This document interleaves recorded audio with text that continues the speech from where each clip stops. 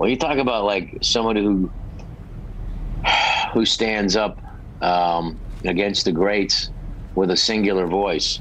All you need to hear is one. It's like those great jazz musicians. You can tell the difference between Dexter Gordon and John Coltrane, you know, and just in a few notes, whether it's and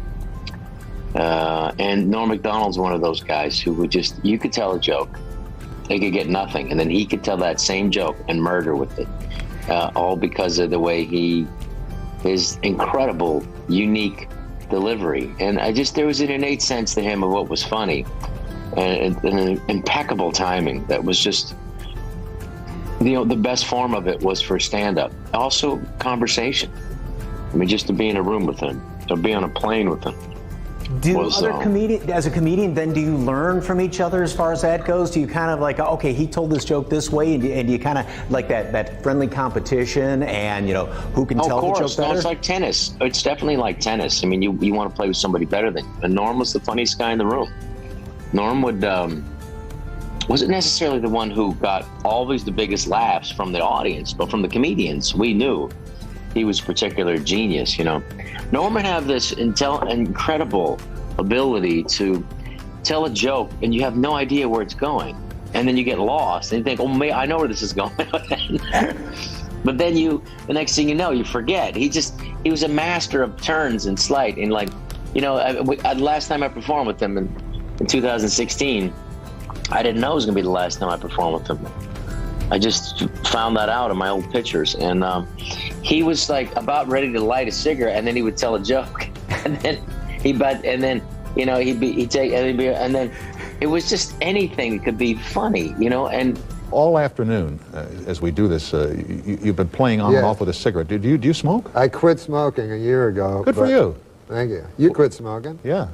And when you smoked at the Tomorrow Show, we puffed. We didn't smoke. We puffed. You probably caused many children to start smoking. So you hold a cigarette and you never light it? Yes, it helps me. I have an oral fixation, the doctors tell me. That never... I'm like Beretta. Like he did this thing about like this joke, which I just thought it's just genius. He said, you ever find yourself in the middle of a lie and you realize, wait a minute, there's no possible way that I could benefit from this lie. Why am I lying? Like, hey, you see the new Star Wars movie? Yeah. And that's the joke. I'm trying to become a better person. Try not to lie as much as I used to. You know, you ever lie for no reason, you know? Usually there's a purpose to your lies, but sometimes, you know, just a big lie will spill out of your evil head there. You know, you don't even know why, you know, like, a guy will come up to you and go, hey, you ever see that movie with Meryl Streep and the horse? And then you go, yes. Then in the back of your head, you go, what the hell am I lying about over here? I stand to gain nothing by this lie. The hell am I thinking back here in my head? It's the timing, it's the idea, it's the pause, it's the kind of, you know, he was very proud of the fact that he would always play, you know, he was the smartest guy in the room too, the most well-read, you know, and maybe I would read one book on an author. He read them all. Yeah. And, but he always said, you know, these guys are trying to play more than you. The audience don't like that. They don't like that. They want somebody that, like, you know, Charlie Chaplin was the biggest star in the world because he was less than everybody else. He said, look, you know, look at that guy. Yeah, my life's tough, but look at that guy. And he's right. Yeah. And that was a big influence on me. But I will perform this weekend. I was thinking about not coming out. Just like, but I don't know. Norm wouldn't want that. I'm going to go perform and dedicate it to Norm, and I'll do some of Norm's jokes. You know, really smart. You know, he was like a math genius, and he was extremely bright. So one time we were doing a show in Biloxi, Mississippi, and I'm not like him at all. Except if you say to me like, you can't say that or talk about a certain thing or don't say that, I'm like, well, now I have to. It's just kind of your instinct as a comic to bug people. Yes. You know, right? Like, don't do that. It really bothers me. And then you're kind of a jerk, and they're like, oh, you mean like this? So we were doing a show, and I opened for him I did about, I guess, 15 minutes or 20. Then he headlined. But it was for a, what do you call it?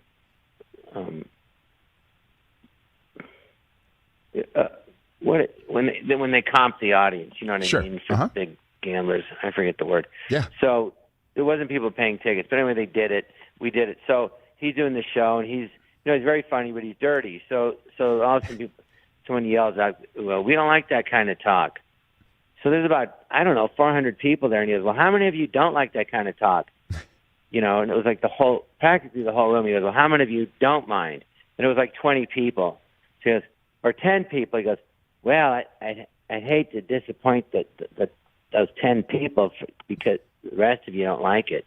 And then he just got dirtier. And I'm just like crying, laughing, because the audience wasn't even laughing, but he just, and that was a typical him. As you can see, he has wavy hair. It's waving goodbye on account he's going bald. I remember the joke was like, your face looks like cauliflower, like you look so ugly, your face looks like cauliflower. And then people would laugh, and Bob was laughing hysterically because, yeah, like a cauliflower. No, the audience wasn't laughing at all. No. Yeah. They put in laughs afterwards, but I was there on stage. No, but Bob has a beautiful face like a flower. Yeah, cauliflower.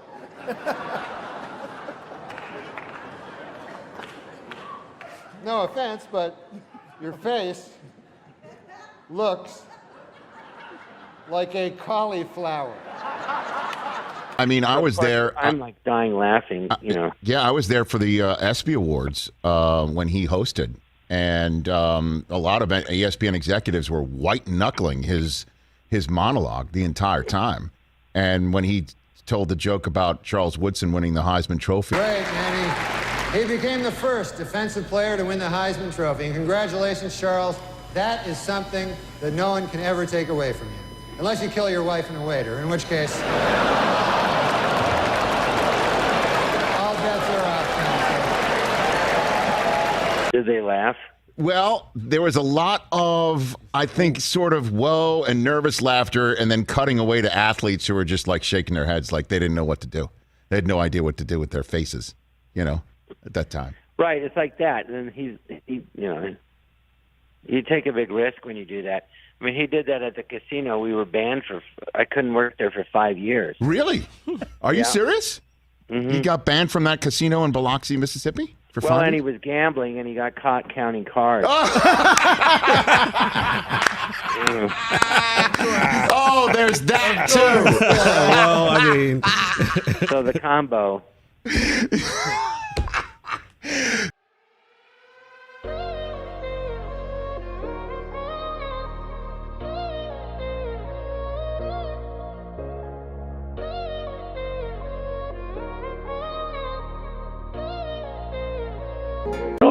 It was like he was kind of like the Bob Dylan of comedy. He was doing lyrics and words and phrases that nobody else in comedy was using.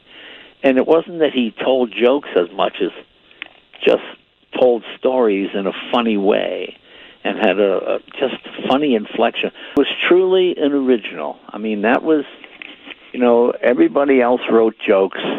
He talked funny. And just having a conversation with him was, even when he told a joke, he did it in such a way you think he was just talking, Right. I mean, he talked about, I saw him on a show, this was a joke he told. It was pretty funny. So the guy goes into this, guy's going to story, and what kind of story? How he would just do that weird talking. Right. And he says, says to the clerk, "Hey, give me a Polish sausage." And the guy says, "Oh, are you Polish?" And says, "First of all, it's very insulting, okay? I come in for Polish, tell you after I'm Polish." He says, "If I came in and asked for a pizza, would you ask I'm Italian? If a Chinese food, you say, are you Chinese? Well, why did you ask if I was Polish?" And the guy says, because this is a hardware store. And it was, I mean, he told it much funnier than I told it. I don't think it was his joke, but it was one of those jokes that goes around. Right. But when he told it was just so hilarious. I mean, and it's so deadpan, and it's such a, him, Bob Newhart, they're just legendary guys. And he was not a guy, I tried to teach him how to drive.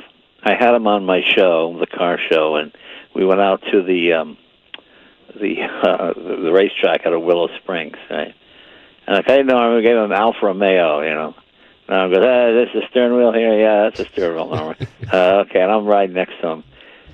And he's going 18, 19 miles an hour. He goes, oh, this thing is pretty quick. I go, no, it's not. No, I'm only going 18 miles an hour. I never knew how he even got around L.A. because he never drove. So this was before Uber or anything, Right. No, he would always ask friends for a ride. Always. Yeah. So I said, well, let me show you what it can do, So I get in the car, I go a little fast. I'm going 25, 30. He's going, hey, whoa, hey, slow down there. Hey, take it easy. Hey, take it. I go, no, we're going 35 miles an hour. We're on a racetrack. There's not even another vehicle on the course.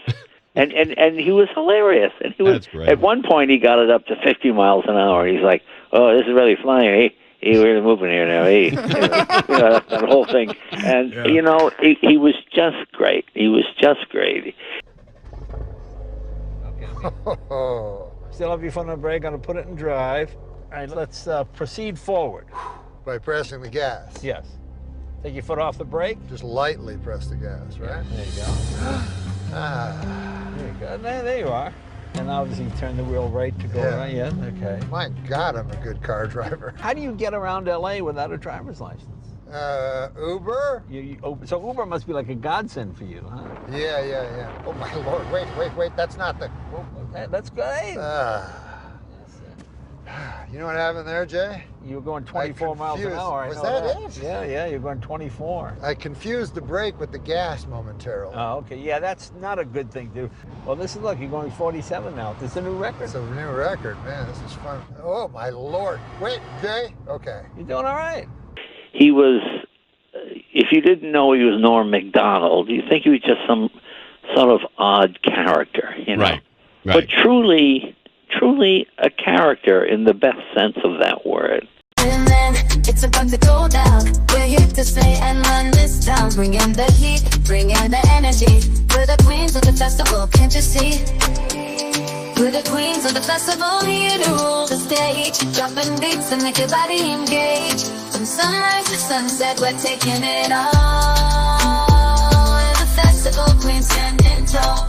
Ooh, yeah, ooh. From dawn till dusk, we command the crowd's gaze. Every beat, every rhyme sets our souls ablaze. With swagger and style, we own this domain. In the realm of music, we reign supreme, no chain. Feel the rhythm pulsating through your veins. Our verses ignite fire, never wane. With each lyric we spit, each move we make, we carve our legacy, leaving jaws to quake. We're the queens of the festival, here to rule the stage. Dropping beats and make your body engage. From sunrise to sunset, we're taking it all. We're the festival queens standing tall. Ooh, I get it. Ooh. No crown needed, our all's the crown jewel in the kingdom of sound. We never play the fool with beats as our scepters and rhymes as our decree. We're the sovereigns of rhythm for all to see. So bow down to the queens as we own the night. In the kingdom of music, we're the guiding light. From the first note to the last, we'll always be the festival queens, forever wild and free. He was a great impressionist. He did a great Burt Reynolds. Oh, that was brilliant. Yeah, right. I mean, right down, we thought, is that Burt Reynolds?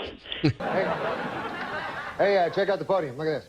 Mr. Reynolds has apparently changed his name to Turd Ferguson. Yeah, that's right. Turd Ferguson. It's a funny name. Great. He did a great Letterman. I'd never seen anybody do Letterman. And he did a great Letterman. It was really, really, I think even Letterman was like, whoa, You got any gum?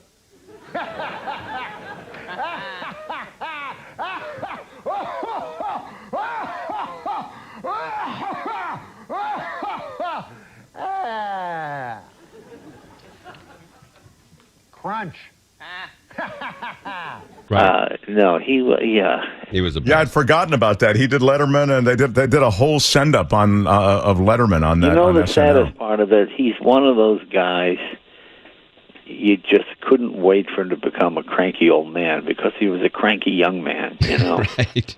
And Norm was one of those guys you just wanted to live forever, just because as a cranky young man it was funny. As a cranky old man it would be perfectly in character, you know.